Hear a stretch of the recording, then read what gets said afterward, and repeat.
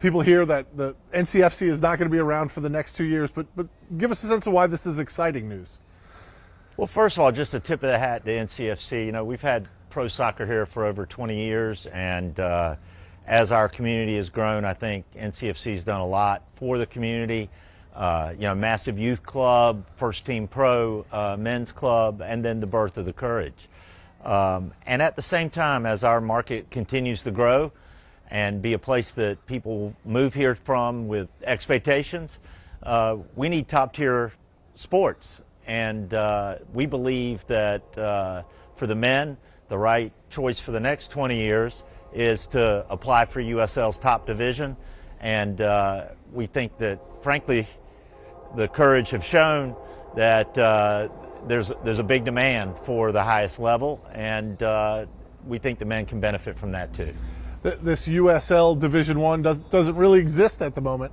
Plans to launch in 2028, and NCFC and Raleigh wants to be part of that original launch of this league. That's right. So they are applying to U.S. Soccer, but USL has a long history in this country and over 40 markets, and there's certainly enough in there that give them the potential to meet the requirements. What are those requirements? And one of them is a new field, a new facility. We have to have at least 15,000 seats for men's professional soccer at the highest level. And frankly, we check all the other boxes, the size of the market and the other requirements. So it is a key factor. When people hear that, they say, I've been to the Courage games at Wake Med Soccer Park and First Horizon Stadium. It's great. What do you see when you see the stadium to take not only NCFC, but the North Carolina Courage to kind of the level you want to get them to?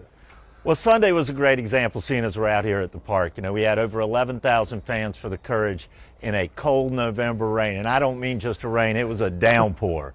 And you could see entire sections with ponchos on. That's some fandom for you right there. And in that world, there's a lot of opportunity at that highest level. And so we feel like if we can get a better infrastructure that allows us to compete. Let's just take the Courage example. The league average is greater than 11,000. So while that was great for us, we need more capacity. And we also need to be able to have better fan amenities. We've got to be able to drive better. We broke the stadium. We have outgrown our infrastructure and shown it all year long through the Courage. And you know, you can't have merch lines that are unable to get through during a game. You have to be able to serve concessions. You have to have a number of amenities that are at a pro level. And frankly, if we do that with the Courage, it makes sense for as many events as we can have in a facility like that to bring the highest economic impact. And so we'll look at men's soccer, we'll look at the UFL, other teams in our league are doing the UFL, we'll look at pro lacrosse. We're going to do as many events that make sense. In 2019, you were part of the group that tried to get the Downtown South development kicked off. I know it hasn't happened yet, but still hopes that something like that could be in the future for the Courage and others? Well, obviously I have an interest in Downtown South. I think that's a great location, but really it's about Raleigh and the growth of our region. And frankly, downtown could use an attractor, so that obviously makes some sense. But, you know, the entire region is growing, and we're one of the largest metro areas in the country without any kind of downtown stadium, so it does make a lot of sense. But there are other locations as well. In these next 2 years, while NCFC isn't playing, what is the franchise going to be doing to make sure they land one of the spots in this new league?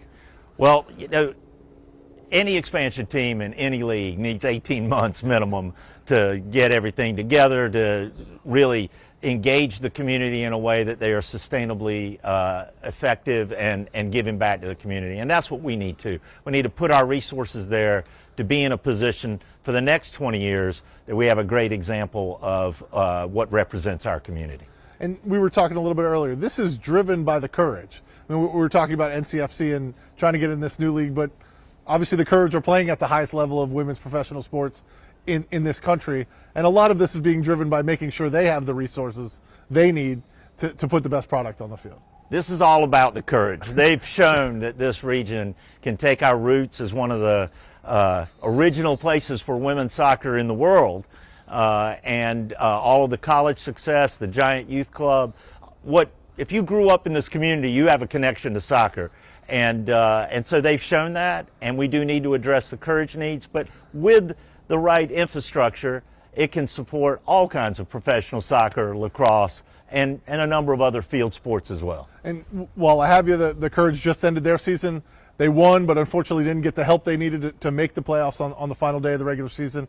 A lot of changes with the Courage this year. Moving forward, as the chairman of the team, what do you see in the search for a long-time permanent head coach and with the program and the roster moving forward?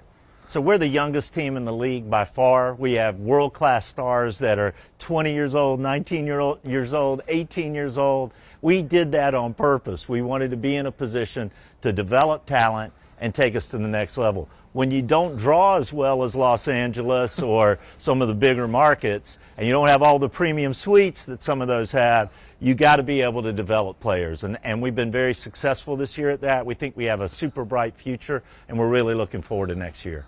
And one last question on the new league. It's supposed to launch in 2028. When would you envision having all the infrastructure, the things you were talking about, in place? Would it be by 2028, or is that too ambitious of a timeline? Well, we're ambitious, and we would love to have a solution for the Courage by then as well. So we'd love to be part of the original 6, original 8 that start the league with USL as a challenger league to MLS.